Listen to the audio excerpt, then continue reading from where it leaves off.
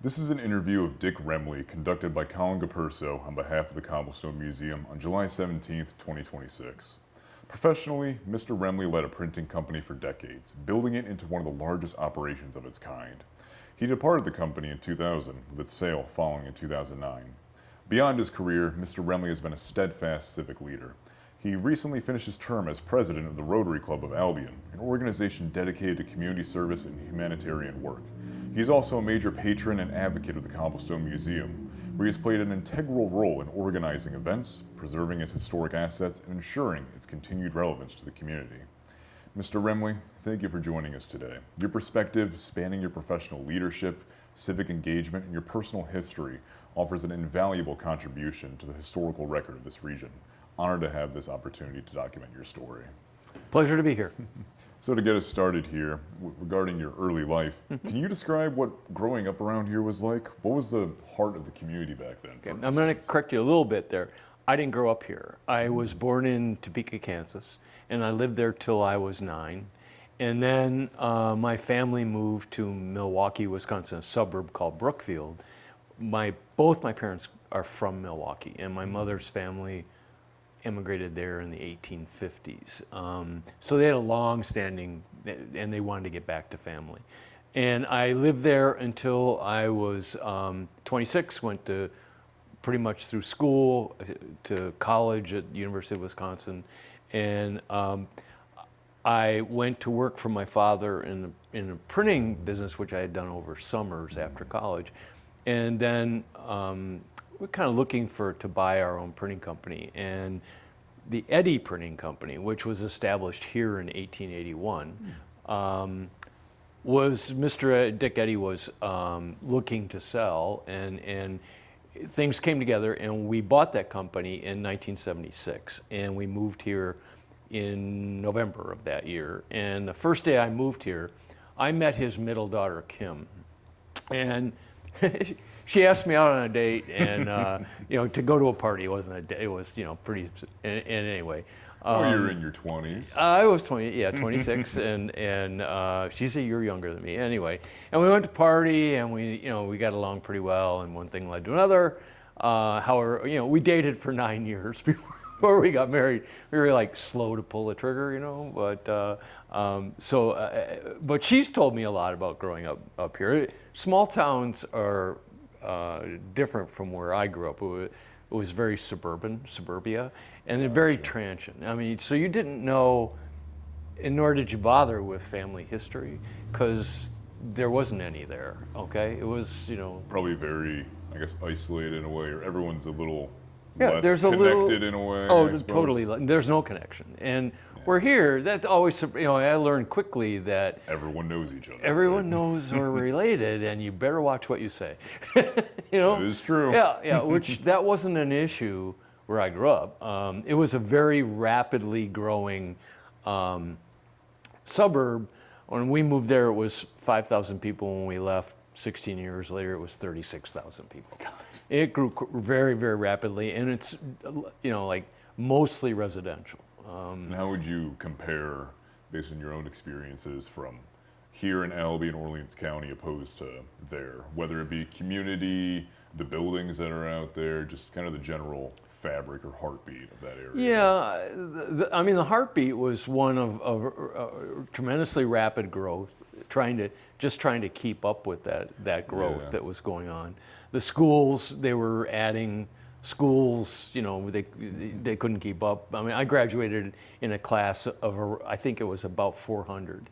And now the classes in my school, from what I've read, I'm on an alumni thing, I think it's like 750 to 800 in the class.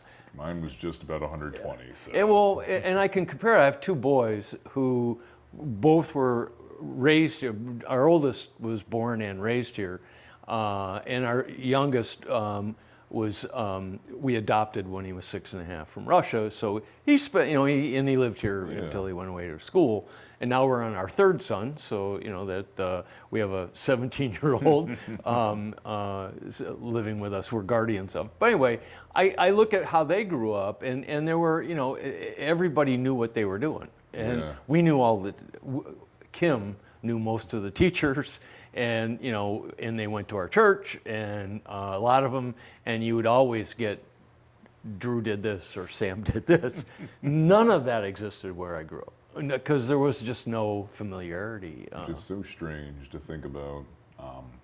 And especially, I guess, in that realm as well. You mentioned your children. I'm wondering what childhood looked like for you in that regard, how it was growing up in that sense, the perhaps disconnection that maybe existed, or... But that was normal, Colin. That was, that was what the only thing we knew, and everybody was experiencing the same thing. Nobody was from there, or I mean, there were some families, but it was pretty rare. Not much of a heritage, shall we say? No, and there was no historic.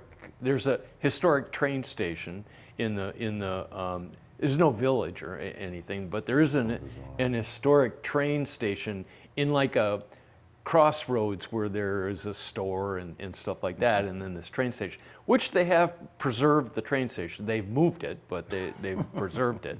And then, but that was normal. But yeah. I would say to you too, I mean, and this is typical of growing up in the 1960s. You got up in the summer in the morning and had, cereal, and and then your mom pushed you out the door because she didn't really want you around. Come back when the streetlights are on. And they said dinner's at 6, or 6:30 or whatever it was. And they had no idea where we were. I mean, we were on our bikes. We were just, and it was the neighborhood gang. Weren't running around with a smartphone or anything. God, no. And there was no way to communicate. There was no, you know what I mean? It was just, there was a, talk about disconnect. There was your parents were disconnected to what you were doing. Where today, I mean, I don't have to tell you, you're a product of today. Our kids were, where are you? I want to know. What's we weren't terrible, but who are you interacting with? What are you doing? Yeah. Where'd you go? Mm-hmm. Yep. But in a small town, again, the communication system is people to people, and if there was something going on, for instance, Sammy grew up in pretty dire conditions in Russia for the first 6 years, and then he was in an orphanage, and that's where we got him. His conception of the world was very, very narrow, very narrow. And so we have a house at the lake, and we spend all summers there, okay? And the Oak Orchard on the Lake is a very much of a community and down there, okay? And so for the first time in his life, he could roam free, and he did, as long as, he pretty much stayed on the, well, he would, as he got older, this is 7, maybe 8 years old, his favorite thing was to show up at somebody's house down there at like 6 o'clock and say, my parents don't feed me. And we get a phone call, Sam's here for dinner, he's fine, no problem. We'll feed him and send him on his way, And we really do feed them. I hope they didn't bite you at any point. No, they were laughing. I think if a kid did that nowadays, yeah, you might have a problem. Maybe. Yeah. No, they were all laughing at at him, and but again, I mean, he could roam, and people knew who he was, what he would, and they kept an eye on him. It was great. I'm curious in kind of a similar realm as well, from here opposed to back home. Perhaps maybe how businesses differ from here to there, or maybe back home or here a business that existed and no longer does, or a building or something among the sort, just something that people don't get to experience anymore, something that I would never get to see in my lifetime now. Good one, Colin.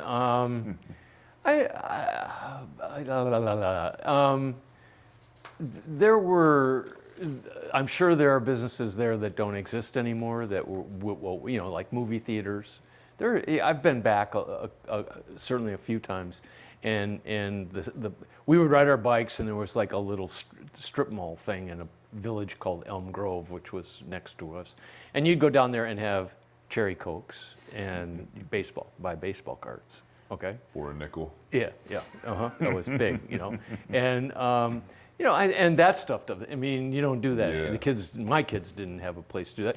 When Kim grew up here, there was, down in the village, there was a soda fountain. Really? Oh, yeah. I wasn't here. I'm trying to think of the name of it, like whatever it was. Yeah. But on the corner of Bank Street and Main Street, there was a soda fountain in there. Then there was another one down on Beaver Alley there called Greeks, and I think that I may have them swapped. But I mean, the you know. closest thing I had to that was in front of where the liquor store and that little laundromat is. Yeah. Over in that little corner off of Main Street. Right. I think it's still there, but there was a soda machine, and I had a friend. This is all hypothetical, by the way. We discovered that if we put in say $2 for a Pepsi or something, if you punched the button that was in, it would dispense about 5 to 10 of them. Well, after we abused that, it was fixed. Yeah, So yeah, of again, course. all hypothetical. Of course, But of course, yeah, yeah. But it's just so things obviously have evolved and changed, but we didn't stick home during the day. Yeah. There were no video games. There were no stuff. I mean, in rainy days you played Monopoly. The gang would show up at somebody's I house. mean, that'll take you all day to complete it anyway. Right, yeah, you play some board game Yeah. or card games or something like that, which was our electronic media of the day, and that seemed perfectly fine. Well, why would you need anything else? But I mean, and here you sit in a sea of historic buildings and areas and stuff.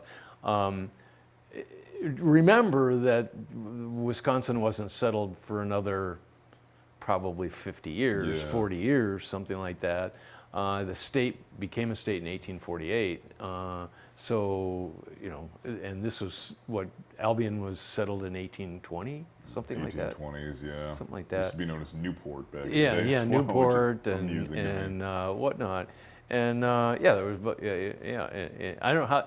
Albion's is the ancient name for England, and I don't know where they grabbed that from, but Yeah, because you came here in the late 70s, you had said. Mm-hmm. Can you think of anything that's changed around here in your lifetime? One of the ones that I've heard about immensely is Bacon Road used to be dirt roads, which is something that I've heard about quite a bit. Okay, that's before my time. Okay. Yeah, All right. but I don't Yeah, know. yeah. It could be. I mean, the basic structure of the village is the same. The change is it's not as occupied as it was when I first moved here. Really? Landauer's was still going, the department store there, where the Pratt Theater is.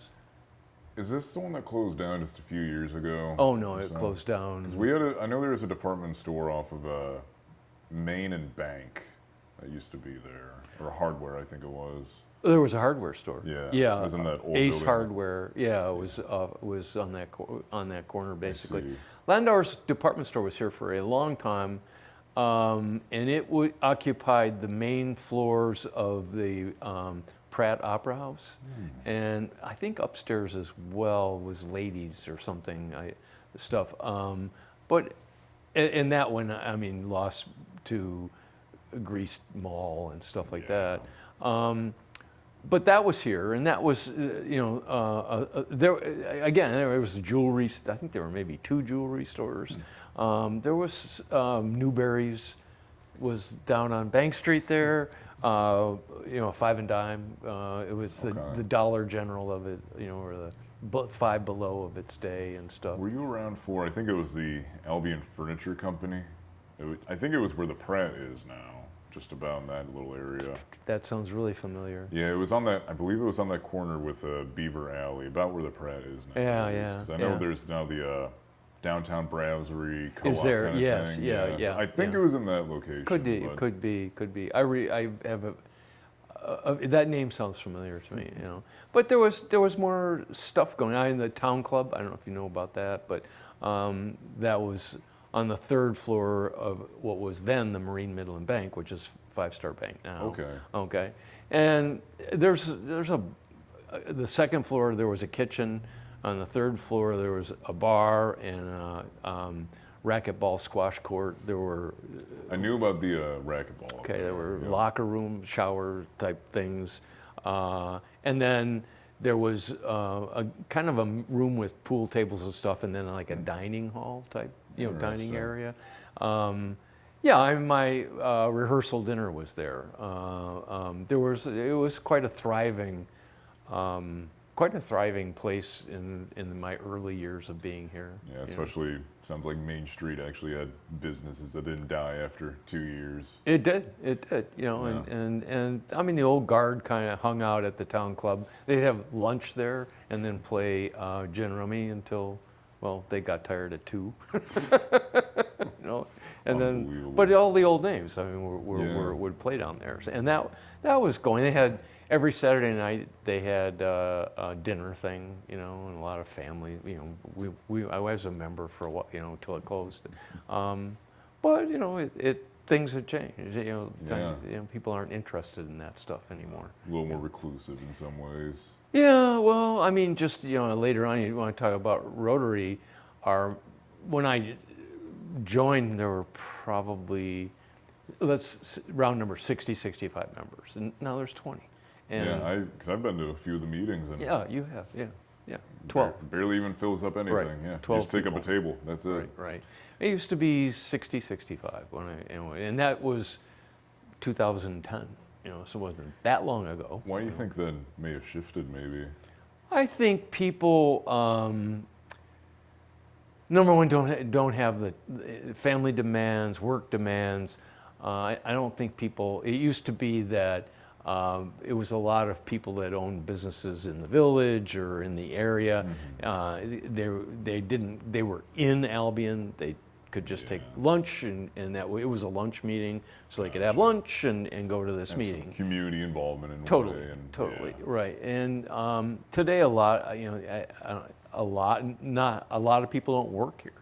They're gone. Yeah. You know, so, and which isn't just Rotary. It's, you know, I taught Lions Club, all of them Definitely. Just have the same issues. have to, I suppose, outsource a little bit more in some ways. Yeah. Well, I guess it's a good segue, I suppose, because you mentioned earlier that you were involved in a printing business. Yes. And just to make sure I have it correct, you got first involved due to your father acquiring that company and everything. Was that kind of always the plan of you getting into it, or did you just kind of fall into that profession in a way? It wasn't always the plan. I kind of liked the business. It was interesting. And then when I graduated from college, I got offered a job there in sales, and it was fun. I had a good time doing that. And then my dad had always wanted to buy his own. He was executive vice president of this company in Milwaukee, and so we had looked at several places, and this one was attainable and it would work. So we bought it. And the ability to own your own business is an attraction as well. Oh, yeah. You know, so I was 100% behind it. You know. And what did the general process or day-to-day look like involving this company, especially with what you might have done over the years? Yeah. When you own your own business, you wear a ton of hats. Oh, yeah. And it was when we bought it, Collin. It was a small company. My memory is that we probably employed 12 people, maybe something like that. 12, maybe 15 at the top, and it worked. It operated one shift a day, 5 days a week, and all of its business was. 90% of its business came from the Rochester market. And by the time it was sold, when I sold it, we employed 100 people. We worked 3 shifts a day, generally 7 days a week. And all of 90% of our business came from the greater New York City metropolitan market. So the buildup over many years changed. In its direction changed dramatically over those years. In terms of employment and everything. And Everything. What kind of equipment? What kind of prints and everything did you generally do? We were a heat set web printer, and by that. You print off of a roll of paper, and it prints both sides of the sheet in one pass, it dries it with a furnace and then a chill roll, and then it comes off and it goes into either a sheeter and delivers, a sheet like this, or a folder, and will deliver 8 or 16 or whatever it would, which is a semi-finished product. Then you just have to stitch it and trim it, and it'll do that our equipment would do it at 35,000 pieces an hour, probably, something like that. So we were doing longer runs and all in generally in color and stuff. We did a lot of work for the pharmaceutical industry. I could see They that. were a lot of the color advertising inserts that go in medical journals. 4-page, advertising Viagra or whatever, whatever it was. We did a lot of work for Pfizer, and but that type of stuff we did. A lot of after I sold the company to an African American, we obviously were intent on on going after the minority market, and most Fortune 500 companies, although things may have changed by now, I don't know, with DEI and stuff, but there was an attempt of a lot of Fortune 500 companies to dedicate at least a percentage of their total spend to minority-owned companies, and that's women, People of color, people of whatever color. the case may Doesn't be. matter. Yeah. It wasn't just African American. We just happened to be one, and so we concentrated a lot with those people. So we were dealing pretty much with Fortune 500 companies, and that's the reason. I'll just be honest with you. That's the reason I sold the majority of the interest in the company to this fellow, because he had been very successful up to that point, where he had owned a sheet-fed printing company. So we offered both ends of the both ends of the commercial print market to buyers, and so we were a little bit unique. Unfortunately, he was a tad bit unstable, and things just it didn't work out for me, and then for his company either. So, which is a shame, because it could have been pretty dynamic. Well, because I know that you had mentioned to me that you had left the company in 2000. Nine. Had sold it in 2000, I believe. I sold a controlling interest in 2000. I sold the remaining interest in 2009. Gotcha. So that was the formal out and everything. Yeah. I'd had enough, and I left. Well, what kind of barriers did you face during your years, or maybe clientele, frustrating people you may have worked with? I think the most interesting barrier was, as a minority-owned business, you go through what's called the diversity departments of large corporations, and it's their job. You're not given any business. Yeah. Their job is to just make sure that your voice is heard and that you're introduced to the buyers and whatnot. The corporate policy of many of them, Verizon, I'll use that, we used to do work with them.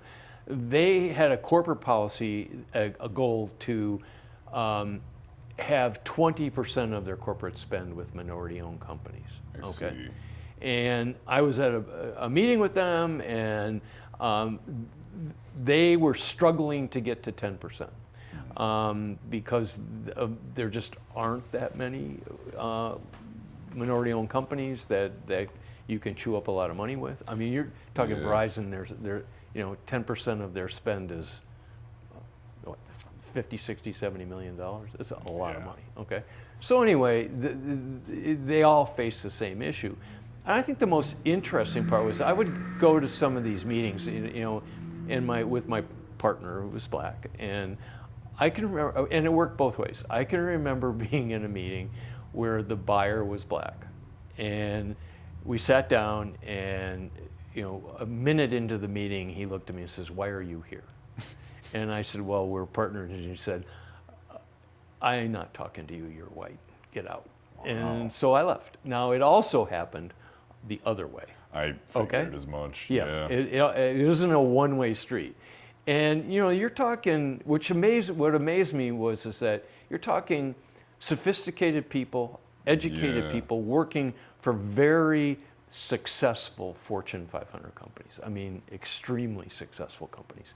And yet that attitude was Is really the barrier. total. You know, it was just like, you've got to be, you know, thinking to myself, you've got to be joking. Are we still in high school kind of thing? You know, or- what Neanderthal rock did you get born under? You know, what difference does it make the color of someone's skin? Yeah. You know, and that was, you know, I don't want to say it was a barrier in every case, you know, because it wasn't, but it was there, and sometimes that was pretty direct, but there could be much more subtler signs too, and Yeah. they weren't going to do business with you no matter what, or they were going to set you up for failure. That was always, and that was the case in several instances, that you know, impossible deadlines or Something. you know, just things that there's no way anyone, be you a black-owned business or you know, a woman-owned business or anything, you were Yeah.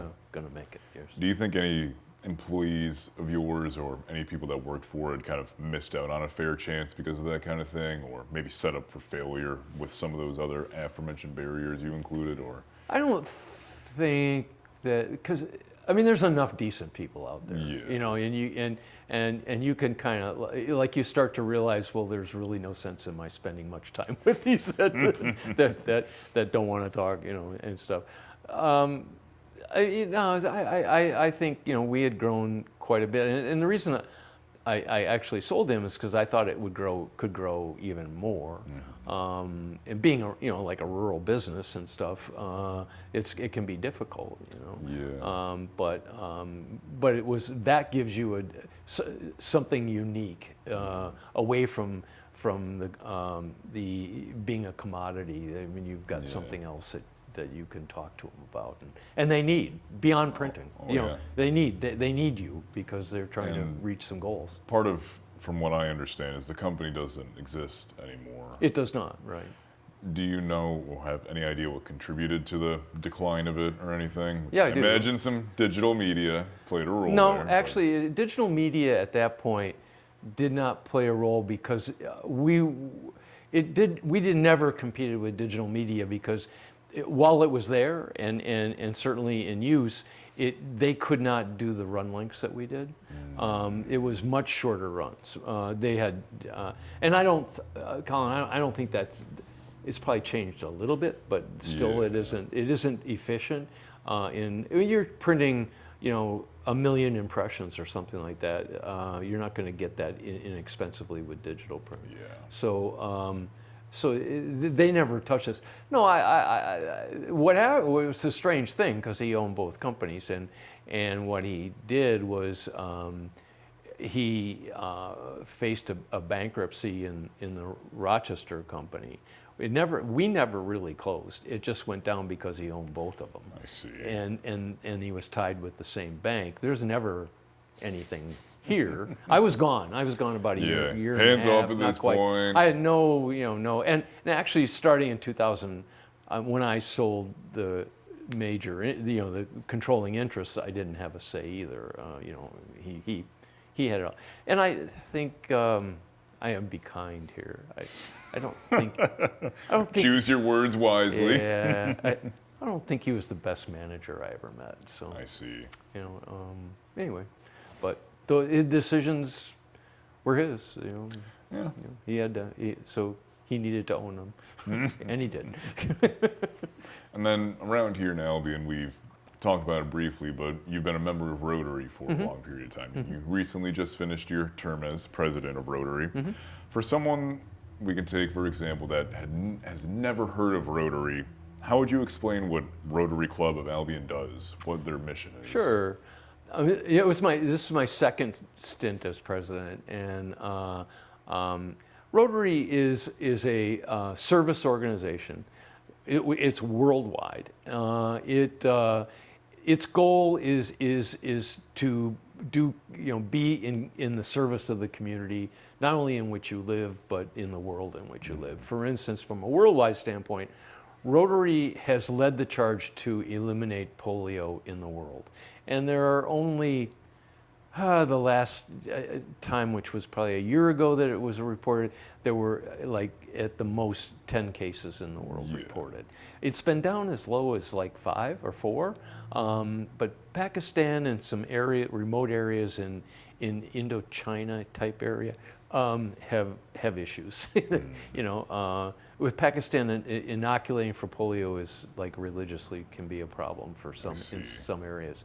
So anyway, that's on an international level. Okay.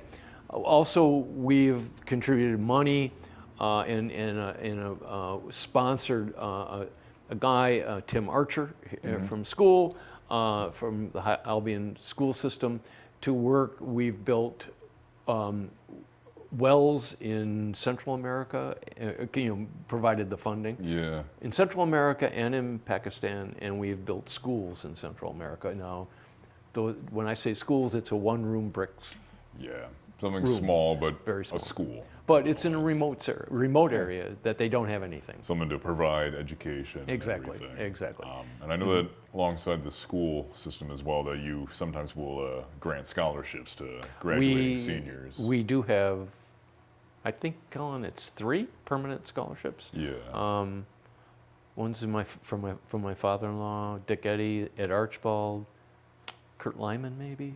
I think there's 3 at least. But on a local level, we just yesterday did a golf tournament. We'll raise average of probably about $6,000. All of that money goes to the Office of the Aging, dedicated exclusively to defray the costs of transportation for people who don't have a car, Driver's license, don't have a something. driver's license, Yeah. can't get to the doctors, whatever. So because they'll furnish some transportation for that, Yeah. and it's hard for them to get public funding for it. So we give, $6,000 goes for a little ways. So it's a service-based organization. Really it's giving back to your exactly. community. And when you came here, what prompted you to join Rotary in the first place, and what keeps you involved? What inspired you to? I didn't know you served 2 terms, but what inspired you to be president? I always had it in the back of my father-in-law, and was a member had perfect attendance for 62 years or something like that. Whoa.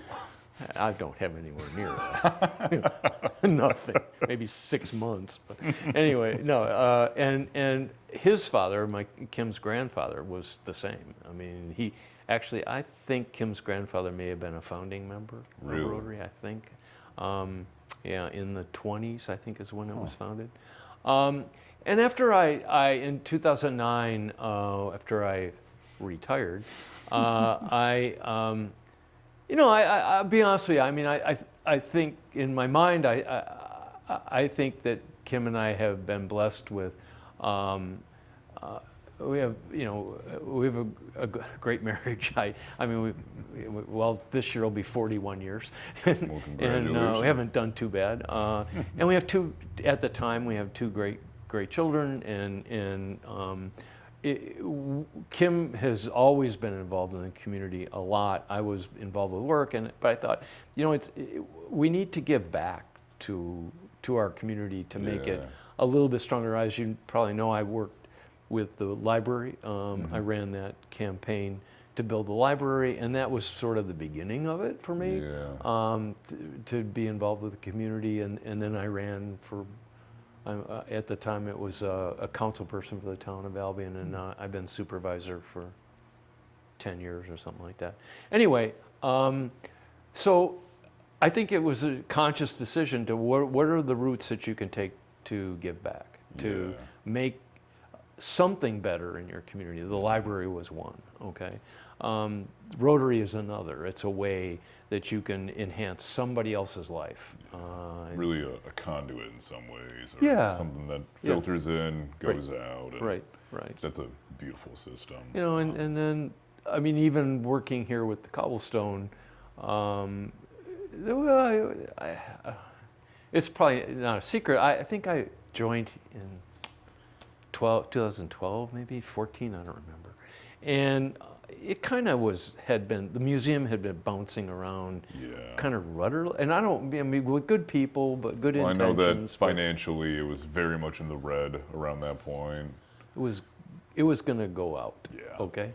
And I think the first year I was here, I was on the board, and I didn't hold a position or anything, but I was involved with hiring a new director, and that was Doug. And Doug has done a marvelous job of kicking it, getting it moving, Balancing, doing something. expanding. Exactly, and, yeah. exactly. And saying, the adage before Doug was, well, we would do events, but we can't afford them. And, well, maybe you can't afford We'll figure not it to out have eventually. them. Yeah, maybe you can't afford not to have them, And so that's been fun to see, because it is a vital part of the history of this community. Yeah. It really represents Well, the especially beginnings. location-wise and everything. Ridge Road. Right. You have the former Tillman's over there. Like this was a big hamlet around here. And Yep, yep. Erie Canal was just south of here. Yep, I mean, all of it came through here.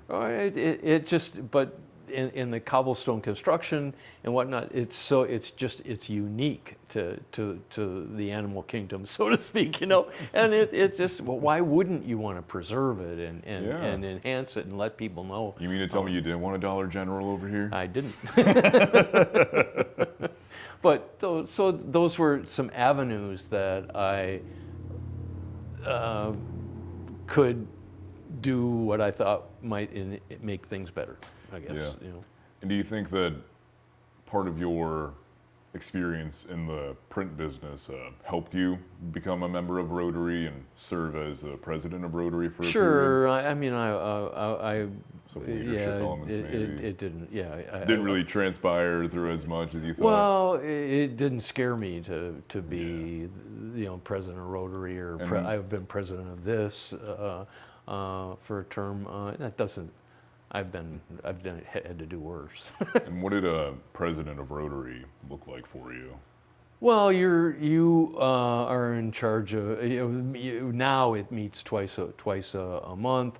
But you run the board of directors, which is really the steering arm of Rotary, to make what's the budget going to be. Although it's very small, it doesn't take a long time to figure it out. But what are you going to do? How are the fundraising events that you have going to pan out? Are you going to can you rally people to do them and stuff like that?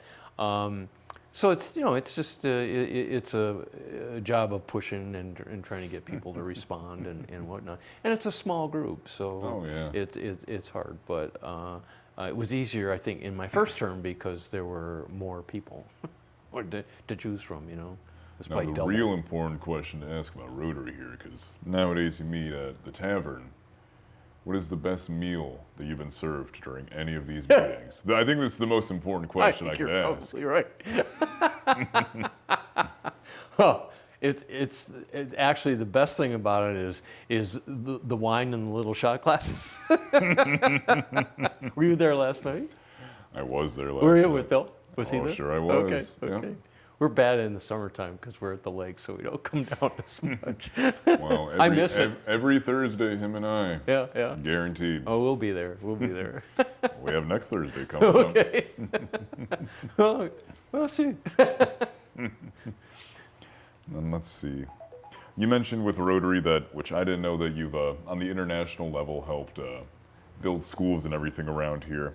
Can you think of a specific Albion or Orleans County community project that you have led that stands out to you, maybe in terms of helping construct something? Obviously, I know that there's funding and scholarships and everything among the students. I haven't led a local Some initiative or whatever. thing, specifically. I've worked on the golf tournament, which I mentioned before, which puts money, directly into the community. There are, but there are other fundraisers that we do that are general, don't have a cause designated to them. They're basically just to get money, so that we've contributed to community things like the Christmas parade thing. Oh yes, yes. And we also we've done a bunch of con, con, contributions to things going on in the community. It may not be huge amounts of money, but we don't have huge amounts. But just something, as we mentioned, it's a conduit, filtering Right, through right. and uplift in some ways. Then you'd also mention, I think flags or something for Memorial Day, something. the little ones that are put up and everything. Yeah. Okay. I think probably we've contributed with that stuff. And then you've also mentioned being involved with the Cobblestone Museum here. What drew you to want to have involvement in? You estimated 2012, 2014, early 2010s at the very least. Yeah. Well, what got it was Diane Palmer was on the board, and she called me up and she said, you need to be on the board for the Cobblestone. Oh, no, I'm busy. I don't know. Oh, no. And she called me again. You need to be on the board. I don't know how many times, but maybe 2 or 3 times. Anyway, she was persistent. And so I'm like, okay, I'll give it a shot, And then I was on board, and then she said, well, you and I are going to interview. It was the 2 of us interviewing for a new director, because I think she saw pretty plainly how things looked, and that it needed a different, someone Steady hand. Yeah, someone to take control. And unfortunately, she left shortly after. and here I am. No, it's nice people, and I think it's worth time and energy to keep it alive. And what are some of the events you've helped organize and/or participated in over the years? Here at the Cobblestone? Yeah. Or other maybe offshoots of the museum as well, other events that we... No, I've done, not in the last 2 years, but participated with the soiree in the summertime. I'm on the committee for the awards the preservation awards dinner. I've worked with them on the membership dinner in the beginning in May. In my sort of like I guess my title is executive vice president. Doug and he'll bounce things off of me and stuff.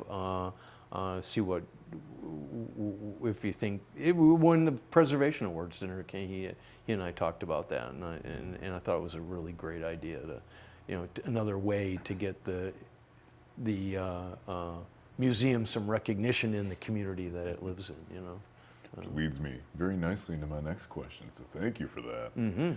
Especially opposed to what you first saw 10 or so years ago with the museum and how it was on the verge of going under. Have you seen any way that the museum's role in the community has changed over time since you became involved? Yes. I think the biggest thing is, and it's not done, it needs to continue, but I think people are more aware that it exists. I think people outside of the central part of the county had an idea, but I don't think the edges did, east and west. And that's too bad, because when Doug and I talked originally about the preservation thing, one of the questions I said is it's got to be county-wide. You've got to draw people, at least create some interest. And Kim and I worked at the church, at the organ concert, but to have it, to have it in Medina or Holly or whatnot, not just in Albion, I think is important. And because the more people know of us, the more they go, wow, that. I've talked at one of the preservation meeting things, not that I don't know that he contributed or not, but I'm friends with the supervisor from the town of Kendall, and he got invited and sat with us. He didn't have any idea what this was. He had no clue what this was. And Kendall's not far. Yeah, it's really not. And he actually has some basic interest in history, and which was kind of interesting. So you need to make people aware. And I think that's kind of the beauty of this place too, is that I think it has something for everyone in some way, even if it's just a small object in one of our various buildings. There's still something that you can relate to in some sort of way. Right, exactly. But I think too, when the concept here becomes reality, and that's build the building, and whatnot. That's another thing I was involved in. I forgot was raising the money for this. But when that happens, I think it'll help the museum become more viable because it'll open it up more in the winter. Yeah. A meeting place for, people have meetings, people have, small receptions. Yeah, the little recital hall Right. and everything. Whatever it happens to be, Colin, and they'll come here and they'll go, well, what else is here? Yeah. Well, I've been driving by here for years and never knew anything. I cannot tell you how many times I hear that. 'Cause I give tours here. I hear it about once or twice a week. Yeah, I'm sure you do. It's sad in a way, but I'm happy that at the very least they're here. Yeah, exactly. That's what matters in the long Yeah. run. I think the expansion here will be very nice as well. But no, I think, again, it'll expose the museum on a year-round basis to more people. I agree. And the more people know, they tell a friend or whatever, and I think the more interest you can build out of that. And can you think of any moments at the museum where it really solidified that philosophy of yours of being kind of an integral pulse or a piece of the community? I don't know. I mean, if you're looking for an immediate epiphany, no. I think that it grew as I got to know more about the museum and what it was, why it's here and what happened here, what's gone on here. And that, and you start to think, well, what this building was built in 1834, and you're right, something like that. This was 24, so this In was 24? built the Okay. same year as Tillman's. Okay, funny it was enough. 24. Yeah. Okay, and you go, wow, think about that, how long ago that was, and 200 years old. Yeah, and you're sitting in it today, and that's Right pretty here, cool. right now. Yeah, it's pretty cool. I think that sense of scope and scale and sense of self is important to consider too, especially in a place as historic as this one. Right. Knowing that cobblestones are really only unique to kind of this part as well. I That's mean, you're right. not going to find them out in California. No, you definitely won't. No. And so, looking at your life with Mm-hmm. running the print shop, serving in Rotary, and preserving the museum, this kind of ties into the last question. Do you see a common thread or a personal philosophy that ties all these roles together, or something in your character that has really encouraged you to keep going on this path and everything? A common thread. Yeah, and my hesitation is to say something about, but I'll be honest with you. Every organization that I've ever been in, and I mean, it goes back to school and college. I mean, I was president of my fraternity. For some reason, I gravitate toward wanting to be involved in the leadership of these things. Yeah. I don't know why that is. I haven't got a clue. And sometimes I think, what the hell are you doing? Anyway, but that's a common thread. I think I've been involved in trying to be part of the leadership of these things. I mean, the town board or whatever. I didn't start as a supervisor, but I mean, maybe it's in my internal mind is saying you need to push these things forward. You need to get these get these Don't want it groups to be moving. in limbo or something. Right, Yeah. right, and I've sat through more meetings than I can tell you that have 2 or 3 hours of droning on and on and on and got nothing accomplished.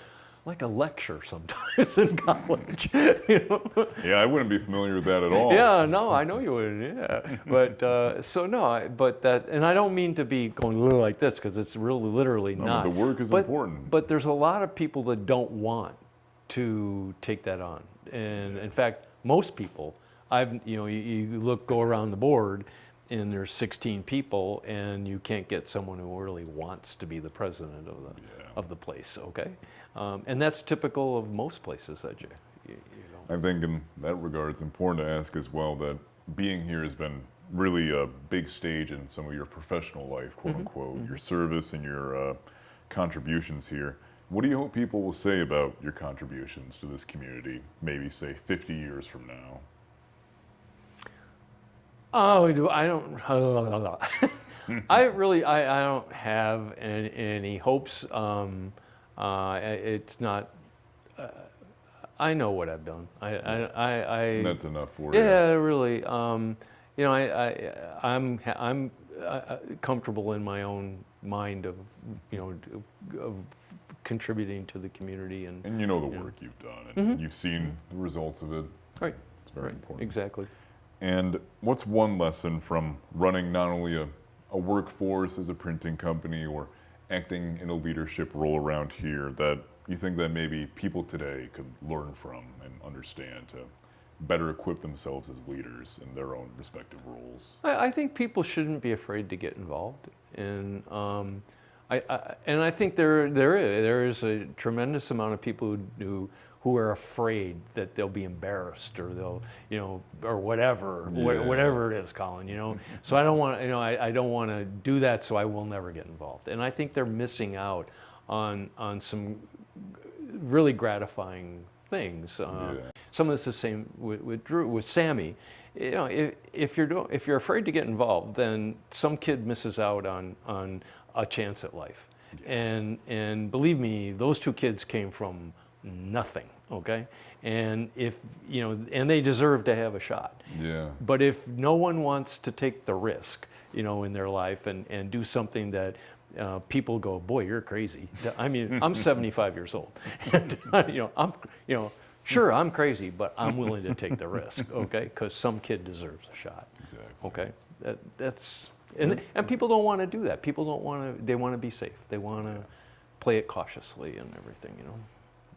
I think it's a good way of explaining your character as well, and everything you've been involved in around here, because it takes a risk. And I'd say it's paid off for you in the long run. Well, no, and not for me, but I think some of the things have paid off for the community, like, you know, having a library or having this this year, Acquiring and right, preserving, or even down to really. the little things of I got a ride to the doctor because Yeah. Rotary did this. You know, You'd think it's the small, simple things, but they go a long way. I mean, I think of kids having a bus to be able to get to school and everything.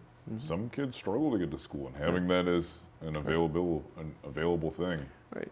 One thing that kicked me was when we were doing the library, we did a survey of what was important to put in the new library. And at the time of that, now this was 2009 probably, when that was done, 60% of the Albion School District residents did not have a connection to the internet. And that blew my mind, that was in 2009, okay? Yeah. And it's better now from, you know, the county's done some work on that. Yeah, I think essentially every road here has cables. Well, but there's areas that doesn't, but it's better now. Okay, I want to say that. But I mean, there would be kids at the old library, there were maybe 3 computers in the hallway of the second floor. And the kids after school, when they were done, the library closed at 5, I guess, at the school. They only get a couple hours, really. Right. So they would walk down to there, and then I'd have a meeting there, and there would be kids lined up on the steps, going up to the second floor to get on, and it was limited to 20 minutes apiece. Okay.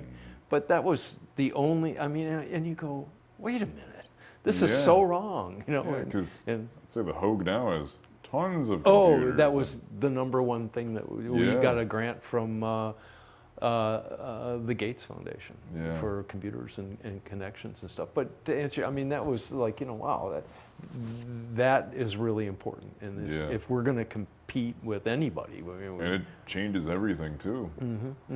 And even during COVID, the town we agreed to have a hotspot at the town, and I would have a night meeting. I'd come out and there'd be 3 or 4 cars in the winter with the lights on, the kids in the back seat with a computer. So they still didn't have it at home, you know. I don't know. I think the numbers are smaller. But, still. And then with all of this put together, is there anything that I should have asked you about your life or the trajectory of it today that you wish I had asked, or anything else that you'd love to share that you think would be important to have? No, I would just, I mean, I know that, you know, it's funny. I never lived in a small community in my life, like Albion. I mean, I've lived here most of my life, but never, up to that point, I had lived close to a large city. I never pictured myself to be living in a village of 5,000 people. And never, it just, just never had any interest in that whatsoever. But it's not a bad place to grow up. It's not a bad place Been for here kids. my whole life. I know you have, but it's not a bad place for kids to grow up. And you can be successful in these small communities if you want to be. You can not be if you don't want to be. But so again, I'm thankful that I got led here somehow, and I met my wife and whatnot. So it's been a good 50 years. So That's enjoyed amazing. it. Well, thank you very much for joining me today with all of this, taking the time out of your day to document a little bit of an oral history interview, of course. It means the world to not only myself, but museum, the community, and really relishing in all the accomplishments you've had over the years. Okay. Thank you. Thanks Thank for you. having me. Thanks.